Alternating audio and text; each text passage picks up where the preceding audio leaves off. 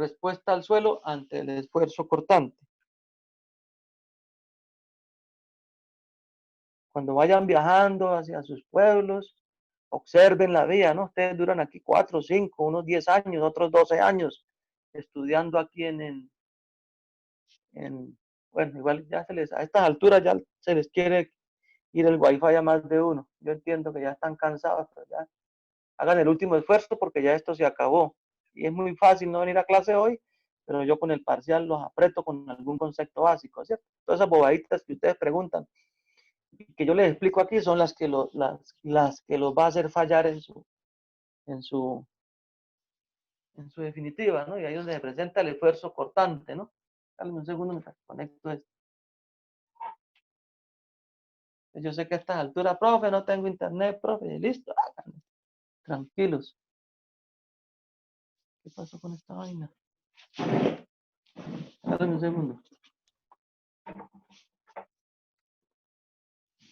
Igualmente aquí no debería haber nadie obligado, todo el mundo debería estar. ¿Por qué? Porque les guste, porque van a ser civiles, no porque me toca ir a clase, sino porque me gusta la ingeniería civil independientemente del profesor. Entonces, continuemos. Resistencia del suelo ante el esfuerzo cortante. Perdón, respuesta del suelo ante el esfuerzo cortante. En la mecánica de suelos y la geotecnia, es importante conocer el suelo mediante pruebas de laboratorio para determinar la resistencia al esfuerzo cortante, ¿cierto? Entonces, repito, en mecánica de suelos y geotecnia es importante conocer el suelo mediante pruebas y ensayos de laboratorio, o sea, para conocer la resistencia al suelo, al esfuerzo cortante de un suelo. ¿Listos?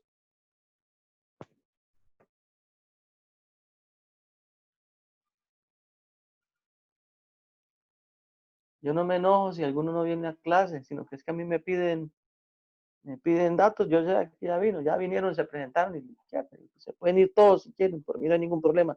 De que me quede con uno solo, no digo nombre para no herir susceptibilidades, ya quedo contento, que me quede con uno o dos, el resto de poner ir a dormir.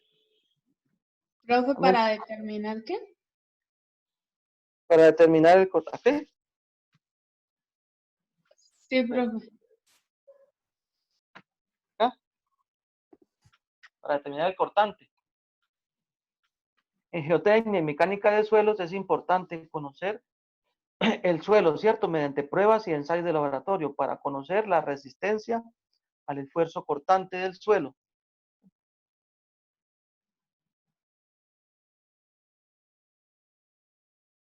Aquí hay una pregunta para que me la respondan, ¿cierto? Dice, ¿en qué momento o estado un suelo está sujeto a esfuerzos cortantes, ¿cierto?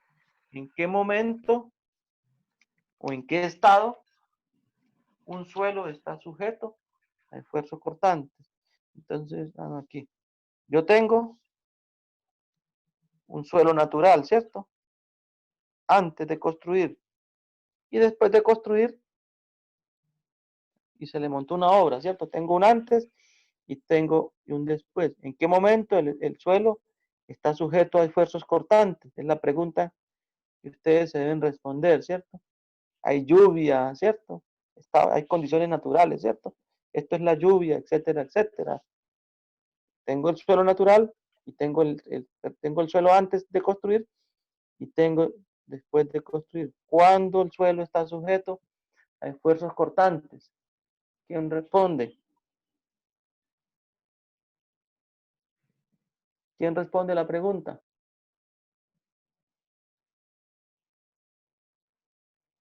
Después de construir, cuando es que le Profe, colocan cuando ya cargas. soporta la estructura.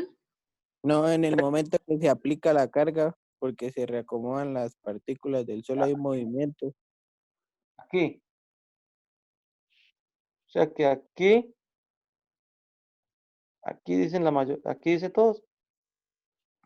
¿Sí? Sí, en el momento en que se aplica la carga. Y aquí no, ¿cierto?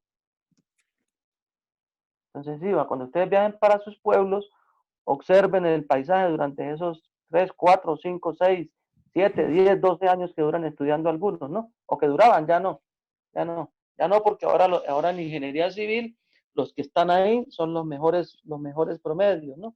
Antiguamente sí recibíamos hasta el perro y al gato. Ahí entraba todo el mundo. Ahora no, ahora la carrera tiene mucho pedido, entonces ya toca seleccionar a los mejores. Entonces, ustedes son los mejores, ustedes duran 4 años y medio, 5, máximo 6, ya están saliendo mucho más rápido. Entonces, o sea que en este caso no hay cortante, no ocurre nada, ¿cierto? Según ustedes.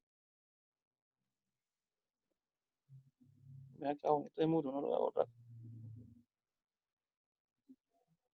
Bueno, voy a grabar otra hoja aquí. Profe, pero usted dijo que el cortante se aplicara cuando había desplazamiento. Yo tengo aquí, tengo un antes, tengo un después, ¿cierto? Después, con la edificación, ¿cierto?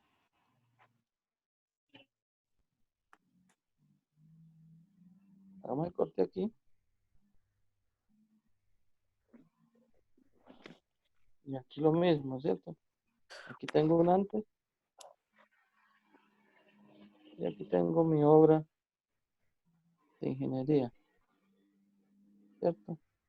Mi edificación. O sea que ustedes dicen que aquí ocurre y aquí no. ¿Qué decía Daniel? Que usted nos dijo fue que el cortante se produciera cuando había movimiento o desplazamiento del suelo, ¿Sí? entonces antes también se puede producir, porque cuando llueve, No, a señor, yo no veces, les dije. Esperen un momento, que usted está diciendo algo que yo no dije. Y se lo estoy comprobando. Miren, acá es la primera figura. La primera figura que representa un suelo natural que ocurre una falla por deslizamiento por cortante, por la erosión, por la deforestación, etcétera, etcétera, ¿cierto? Por eso les dibujé un talud, ¿cierto? Y en el segundo dibujé un suelo horizontal, un suelo plano con un muro, ¿cierto? Que independientemente de que el suelo sea ladera o sea plano, ocurre siempre falla por deslizamiento. O sea, en todo momento el suelo está sujeto a esfuerzo cortante, ¿cierto? Tanto aquí como acá, el suelo está sometido a esfuerzos cortantes. Cuando ustedes van viajando, ustedes observan transformaciones del terreno. Si ustedes son un poquito detallistas, porque ya a estas alturas ustedes tienen que ir a Home Center, no a mirar pantaletas, ¿cierto? Ni a mirar ropa interior, ni a mirar ollas, ni a mirar nada. Tienen que ir, perdónenme que les hable así, a las mujeres y a los hombres, ¿cierto? Nosotros vamos a mirar la ropa femenina, ustedes también van a mirar eso. Consente porque allá existe Falabella y venden de todo, ¿cierto? Hay que ir a mirar, es la parte de ingeniería civil. Cuando estemos viajando en la carretera, no solamente se concentran en los árboles, ni en los animalitos, ni en el cielo, concéntrense en las obras que ven ustedes a lo largo. O sea, cuando ustedes vayan viajando, miren las cercas, miren los postes de electricidad, miren los muros, miren las casas, miren el terreno natural. Entonces ustedes ven el terreno de pronto muchas veces normal, así como está aquí. Y de pronto para el segundo viaje, ustedes vieron que ocurrió un desplazamiento. Esto se vino, ¿cierto? Ah, mira, aquí pasó algo. ¿Qué pasó? Hubo un deslizamiento. Cuando hablo de deslizamiento, hablo de esfuerzo cortante. De pronto van por los planos, los que ven los llanos, ¿cierto? Y ven hundimientos, ¿cierto? Ven hundimientos del suelo. Ay, ¿qué pasaría ahí? Falla por cortante, ¿cierto? También hubo un hundimiento, un deslizamiento. O aparecen fosas. Sí, sí, me entienden. Deben ser observadores, ingenieros. Observen cuando vayan viajando, cuando vengan, cuando vayan, que el terreno sufre deformaciones, ¿cierto? No solamente superficiales, sino también internas en el subsuelo. Eso son fallas por cortante o por deslizamiento. Por eso yo le hice la primera gráfica, ¿no? El terreno natural con su falla. Entonces, ¿a qué se debe? A 3 factores. ¿Es función de qué? Cohesión, fricción y agua, ¿cierto? Esos son los factores que me afectan, que son función del esfuerzo cortante. Entonces, ¿cuándo se presenta? Ambos casos, ¿cierto? Siempre, siempre. Aquí y aquí. En ambos casos, siempre el suelo está sujeto a esfuerzos cortantes. ¿Está claro, muchachos? Sí, ingeniero. Ojo con eso, ¿no? No nos confiemos, ¿no? Por eso yo dibujo mucho lo plano y el talud, el terreno inclinado. En las zonas planas también ocurren fenómenos que pueden afectar las edificaciones, ¿cierto? No es solamente en las laderas, ¿no? ¿Hay preguntas, muchachos? No, señor. Entonces, ¿mediante qué ensayo de laboratorio? Que ahí creo que dos grupos explicaron eso, o uno solo, ya el video lo estaré pasando. ¿Qué ensayo de laboratorio nosotros determinamos el esfuerzo cortante? Pues el ensayo de corte directo y el de triaxial, ¿no? Triaxial y corte directo. Nosotros tenemos en la universidad, la máquina de corte directo está dañada, pero bueno, pero es mucho más sencillo y más económico. El ensayo de triaxial es una máquina que vale más de 500 millones de pesos y no la tenemos. Tenemos la de corte directo que vale como 200. La dañó el anterior laboratorista después de 3 años que duró después de 3 años que duró dañada, se pudo arreglar y el laboratorista anterior, no, el anterior al anterior, el antes de Edwin, la dañó en un segundo, volvió y le metió la mano y la dañó, porque yo les espérese que yo les explico cómo es. Entonces, ¿qué consiste el ensayo? El ensayo consiste, bueno, tienen que ver el video para que lo entiendan mejor, yo voy a explicar el principio. Tenemos una caja metálica, ¿cierto? Una caja metálica que está anclada a una superficie, ¿cierto? Esa está sujeta o anclada, ¿cierto? Es una caja metálica dividida en dos, ¿cierto? Es una cajita dividida en dos, en la cual dentro de la caja yo coloco una masa de suelo. El suelo puede ser moldeado en el laboratorio o puede ser un suelo in situ, ¿cierto? Yo agarro la probeta de 30 por 30 y de ahí saco mi masa de suelo y la coloco dentro de la caja. El suelo lo puedo colocar suelto o lo puedo colocar en estado compacto. Son variaciones del ensayo. Lo puedo colocar suelto, cierro, o lo puedo compactar y cerrar, ¿cierto? También lo puedo colocar inundada la cámara, o sea, yo la inundo con agua o la puedo colocar sin inundar, ¿cierto? Son variaciones del ensayo. ¿Qué pasa en este ensayo? Yo le aplico carga horizontal, perdón, carga vertical, fuerzas verticales y le aplico una fuerza horizontal. Esas fuerzas, lógicamente, se convierten en esfuerzos, ¿no? Esfuerzo es igual a fuerza sobre área. Y en el interior estoy induciendo un plano de falla, ¿cierto? Yo induzco, porque la caja está, yo induzco mi plano de falla, yo estoy obligando a que falle en ese plano de falla, ¿cierto? En ese plano de falla es donde se presentan los esfuerzos cortantes, ¿cierto? Cuando el cortante aumenta demasiado, pues falla el terreno por cortante, ¿cierto? Este ensayo se simula en el terreno, el esfuerzo cortante en el terreno. Es aproximado, se ha trabajado con eso y mediante este ensayo es que los ingenieros trabajamos. En la naturaleza ese plano se presenta natural, aquí lo estamos induciendo, pero estamos estudiando para una masa de suelo dónde está el cortante, ¿cierto? O sea que si yo voy a construir, yo de acá le hago el ensayo para determinar el esfuerzo cortante, para evitar que haya un volcamiento interno, ¿cierto? Que haya un volcamiento interno. Puede ser asentamiento, puede ser un volcamiento porque el suelo no me soporta y la estructura puede volcar, ¿no? Entonces, ¿está claro en qué consiste el ensayo? Es un ensayo muy delicado, aquí es difícil explicar. Básicamente eso es lo que ocurre. Entonces yo tengo que ocurren unos desplazamientos horizontales, ¿cierto? En este sentido, una deformación y también ocurren unos desplazamientos o deformaciones verticales, ¿cierto? En ambos sentidos ocurren deformaciones, tanto en vertical como en horizontal, cuando le aplico la fuerza vertical y la fuerza horizontal. Entonces, todo depende de qué, de las fuerzas normales que soporta el suelo, ¿cierto? Todo depende de las fuerzas, ¿cierto? O de los esfuerzos. Todo es función del esfuerzo normal. A mayor sean los esfuerzos normales, más difícil es que se presente el deslizamiento, ¿cierto? A mayor esfuerzo normal es más difícil, ojo, no imposible, más difícil, no imposible, tengámoslo presente, ¿no? Porque nosotros pensamos que entre más carga vertical le apliquemos, menos se va a mover. No, puede que ocurra un cizallamiento, ¿cierto? Entonces, ojo con eso, ¿cierto? Y como les dije anteriormente, existe una combinación exacta entre esfuerzos normales verticales y esfuerzos normales horizontales, donde se presenta el cortante máximo, ¿cierto? Cuando yo aplico cargas verticales y horizontales se presentan los cortantes, ¿cierto? Pero hay un punto máximo que es donde ocurre el movimiento o la falla, ¿cierto? Llega un momento en que el suelo se desliza, ¿cierto? Si yo tengo una superficie, un elemento, y le aplico carga, llega un momento en que él va a estallar, ¿cierto? Va a estallar, va a romper. ¿Ahí qué ocurrió? Ocurrió la falla por cortante, ¿cierto?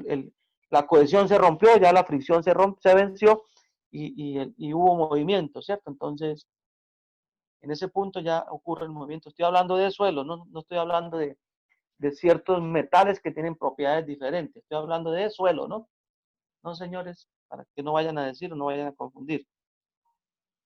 Entonces, cuando el suelo se somete, cuando el suelo está en la caja metálica, un momentico. Cuando somete el suelo en la caja metálica, cuando un suelo se somete en la caja metálica a fuerzas normales, el volumen tiende a disminuir. Ah, bueno, cuando yo tengo el suelo en esta caja metálica, yo tengo el suelo en estado suelto, ¿cierto? Yo coloco la masa de suelo en estado suelto.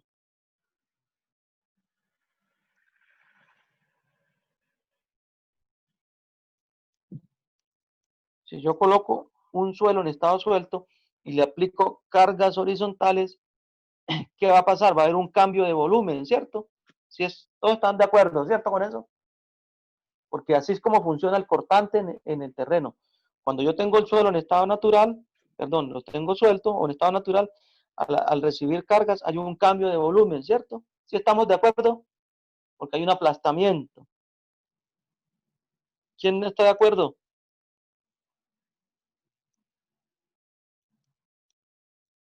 Bueno, Mario Monterrey, ¿qué me responde? No, señor. Señor, ¿qué? Que si es cierto. Javier, ¿cuál era la pregunta que estaba haciendo? Señor, ¿Cuál era la pregunta que dice? ¿que cuál era el aplastamiento? ¿Cuál fue la pregunta que hice? Que si estábamos de acuerdo en que cuando estaba ocurriendo Javier, esto había un aplastamiento o cambio de volumen. deje a Javier que se despierte. Lady, Ah, yo estoy despierto, ingeniero. por eso, pero no está poniendo atención. Sí. Bueno, están todos de acuerdo que cuando coloco un suelo en la caja metálica en estado suelto hay un cambio de volumen cuando le aplico cargas. ¿Quién no está de acuerdo? Bueno, con eso yo estoy mirando qué es lo que ya me estoy maquinando el parcial. Como ustedes no preguntan, yo pregunto. Bueno, ¿y qué pasa si coloco el suelo compacto en la caja y le empiezo a aplicar cargas, ¿cierto? Ya el suelo pasó de estado suelto a estado compacto, ¿cierto? Ya se llegó a la carga máxima horizontal, vertical, ¿cierto? Cuando ya el suelo está compacto, empieza a actuar las fuerzas horizontales, perdón, ¿cierto? Y va a haber un cambio de volumen, ¿cierto? Salud. Va a haber también un cambio de volumen porque va a haber un movimiento, ¿cierto? Así por más compacto que esté, esos movimientos son a nivel micro porque estamos en el laboratorio, ¿cierto? En la naturaleza son mucho mayores. Pero si el suelo está compacto y yo le aplico las cargas horizontales, él va a tener un leve desplazamiento horizontal, ¿cierto? Va a haber un cambio de volumen hacia la parte horizontal. Eso es lo que quiero que entiendan y así es que se presenta el cortante en la naturaleza. Este principio es importante entender el comportamiento del suelo cuando está sometido a esfuerzos cortantes, ¿cierto? En el caso A, el suelo suelto, aplico cargas verticales hay cambio de volumen por disminución, ¿cierto? El volumen disminuye. Y cuando el suelo está compacto, la carga horizontal, hay un cambio de volumen por desplazamiento, ¿cierto? Aumenta el volumen porque el suelo se desplaza. Ese es el principio del esfuerzo cortante y así es que se presenta en la naturaleza. Y ellos me dijeron la pregunta, profesor, pero los sólidos son incompresibles, indeformables, sí, pero cuando yo estoy hablando de un suelo, estoy hablando de sólido, líquido y gaseoso, ¿cierto? Estoy hablando de las tres fases, ¿cierto? Agua, aire y suelo. Entonces, por eso es que ocurre el comportamiento. Jamás van a conseguir un suelo que sea solamente grava, va a estar con aire, agua y sólidos o finos. ¿Listo, muchachos? Sí, señor. Sí, ingeniero. Señor. Sí, profe. Lo voy a explicar porque esto es Sí, mucha pero- teoría profunda. Y sé que no me la van a entender, igualmente no se las voy a evaluar.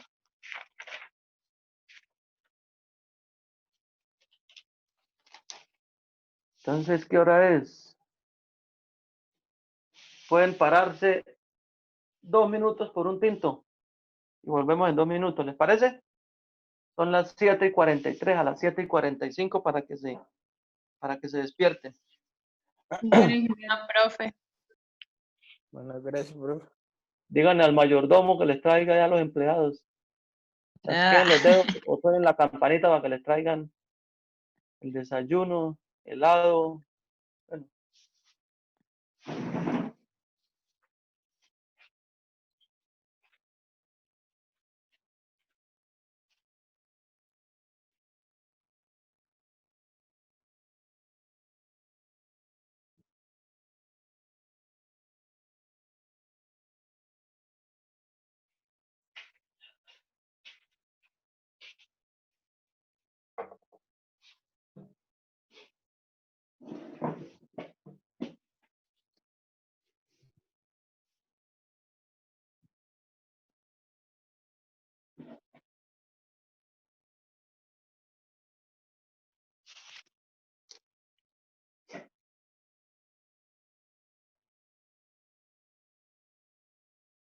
14 menos 2, 12.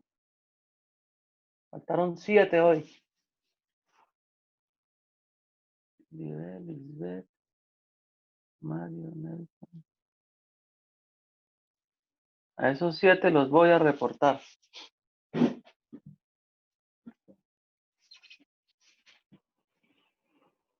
Néstor.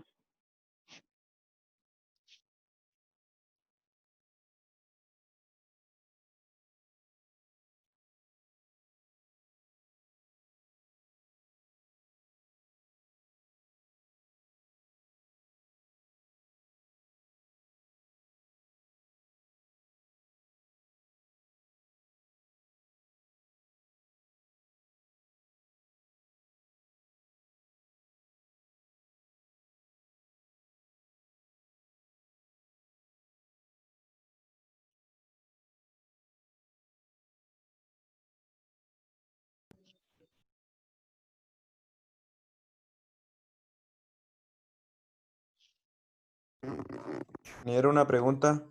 Señor, ¿El parcial quedaría para el martes o para el miércoles de la otra semana? para el próximo miércoles. Ah, Individual, 2 horas. listo, Así que ingeniero. tienen que estar más preparados que un yogur. Sí, señor.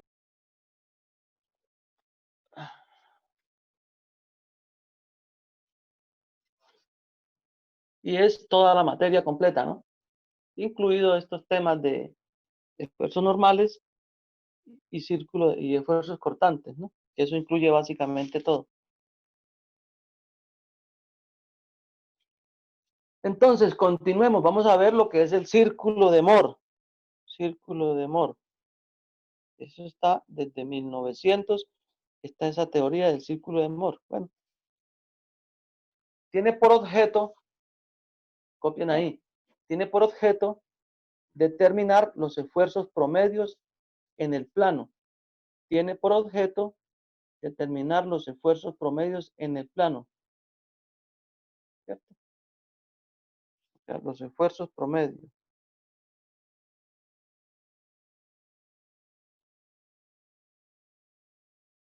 y los esfuerzos cortantes y el esfuerzo cortante máximo. Entonces, ¿para qué sirve el círculo de Moore? Para determinar el esfuerzo promedio en el plano y el esfuerzo cortante en el plano. Ese es el objetivo que tiene realizar el círculo de Moore. Y en plano, ¿cierto? No es en 3D, sino en planta, en un plano cartesiano XY. ¿Para quién se determinan estos esfuerzos promedios y ese esfuerzo cortante? Para una partícula de suelo sometida a esfuerzos normales en X y en Y, ¿cierto? Para una partícula de suelo sometida a esfuerzos normales en X y esfuerzos normales en Y.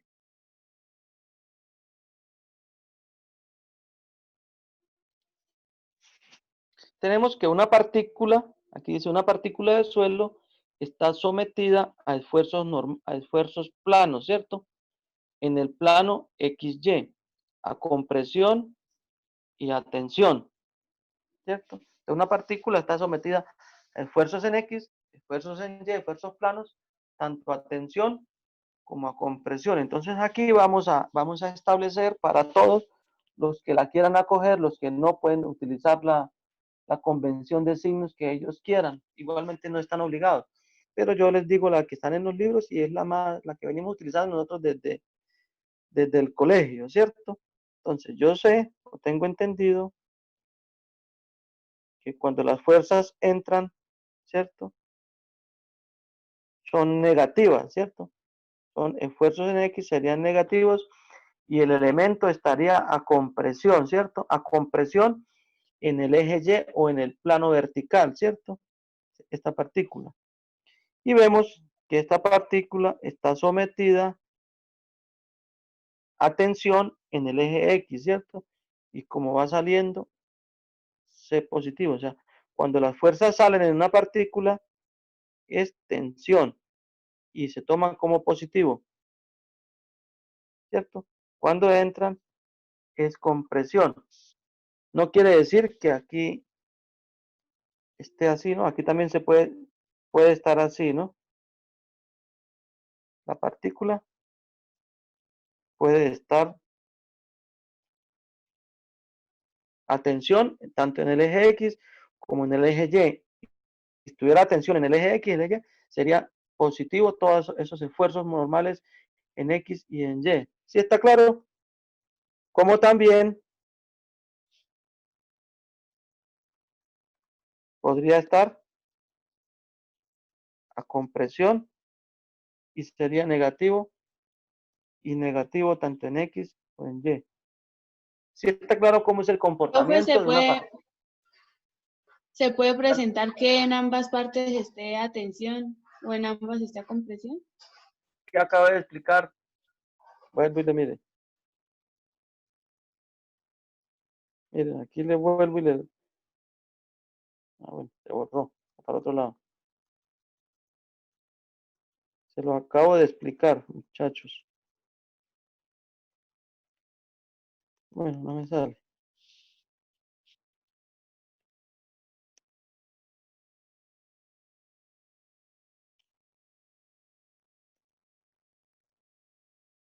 Sí, se lo vuelvo a repetir. Puede estar así. En este caso, ¿cómo estaría la partícula? A Compresión. compresión. La compresión en todos sus ejes, en el eje X, en el eje Y, ¿cierto? También puede estar así, o sea, cualquier combinación, ahí está a tensión en el eje X, en el eje Y. Cuando una partícula de suelo está a tensión, cuando hay fuerzas internas, ¿cierto? En todos sus ejes. Hay una fuerza interna que trata de que haya una implosión, ¿cierto? Entonces ella se encuentra a tensión, ¿cierto? En todos sus ejes, en el eje X o en el eje Y. Caso contrario, que estuviera a compresión, ¿cierto? O podría estar atención en el eje XY, atención en el eje X, etcétera, etcétera. O sea, cualquier combinación que a ustedes se les ocurra puede estar sometida a la partícula. Lo que vamos a adoptar hoy es que cuando esté en el eje las fuerzas normales en Y, ¿cierto?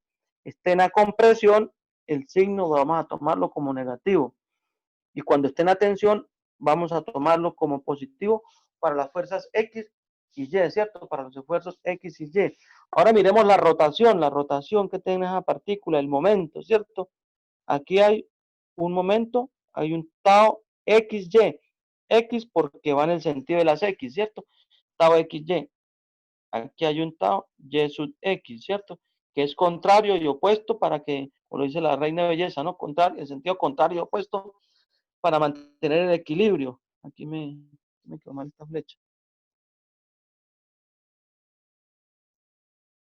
Si ese va aquí, este tiene que ir así, porque este trata de mantener el equilibrio, ¿cierto?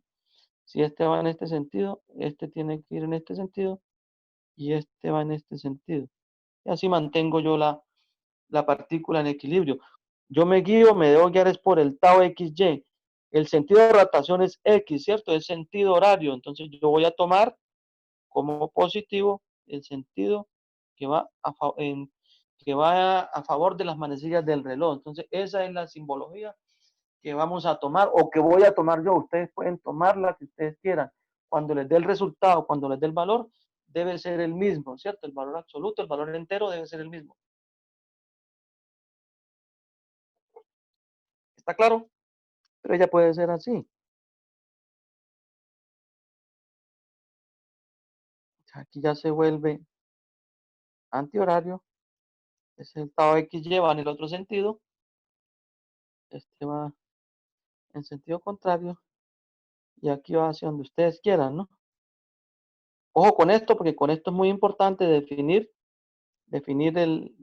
que los signos para que me dé los valores, ¿cierto? Para aplicarlos en la fórmula. Él puede ir de la manera que ustedes quieran.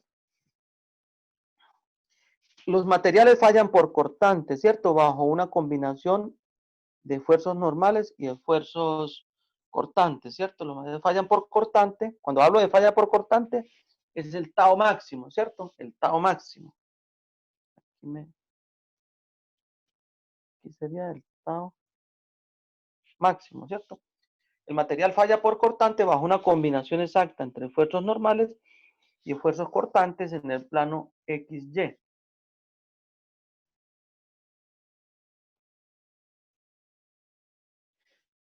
Aparte, Moore presentó una teoría para la ruptura de los materiales. Copien ahí. Moore presentó una teoría para la ruptura de materiales, la cual establece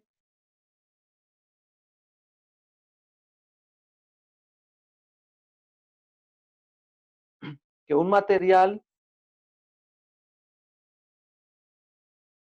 falla debido a una combinación crítica y única entre esfuerzos normales y esfuerzo cortante, y no para cualquier tipo de esfuerzos normales o de cortante solo. ¿Cierto? La falla se presenta para una combinación crítica, que es la que se determina en el ensayo de corte directo.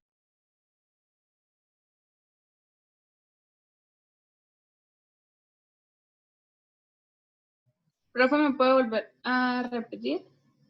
Entonces, Moore representa o estableció una teoría para la ruptura de materiales, ¿no? Esta sostiene que un material falla debido a una combinación crítica y única entre esfuerzos normales y esfuerzo cortante. Y la falla no se presenta para cualquier tipo de combinación entre esfuerzos normales y cortantes. O sea, la falla se presenta es para una combinación.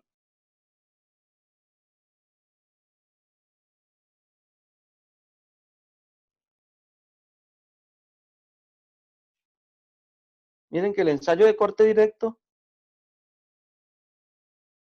nosotros empezamos a aplicarle carga, ¿cierto? Se empieza a aplicar carga vertical y horizontal hasta que se presente el cortante, ¿cierto? Entonces aplicamos. Cuando existe la ruptura o el desplazamiento, ahí se presentó. Estamos estableciendo esa combinación entre esfuerzos normales verticales y esfuerzos cortantes para que se presente la falla, ¿cierto? A medida que yo voy aplicando carga vertical y carga horizontal, hay un punto donde ocurre el movimiento, y cuando se presenta el movimiento es donde se presenta el esfuerzo cortante máximo, ¿cierto? Es la capacidad última antes de que ocurra el desplazamiento, ¿cierto?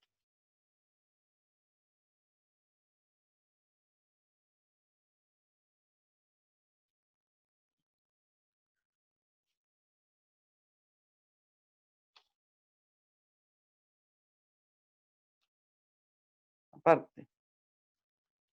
La relación funcional aquí,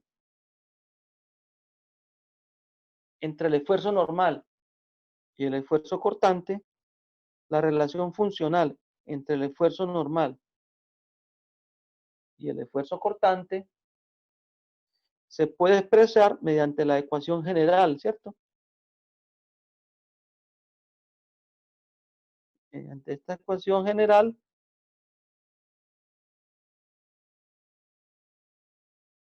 de esfuerzo cortante en un plano de falla. Entonces tenemos que el esfuerzo cortante es función o son función de los esfuerzos normales. Esa es la ecuación general que representa lo que es el círculo de Mohr, ¿cierto? Esa representa la función que existe entre esfuerzos cortantes y esfuerzos normales. Ese es el principio para el círculo de Mohr.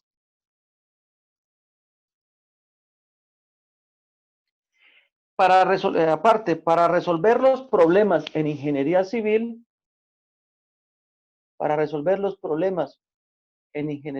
referentes a fallas por cortante,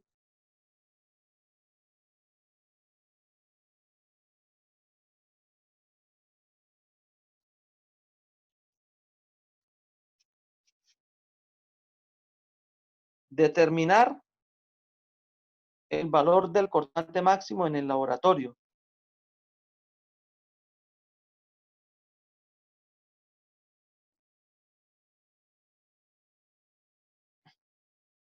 En un plano de falla, en el plano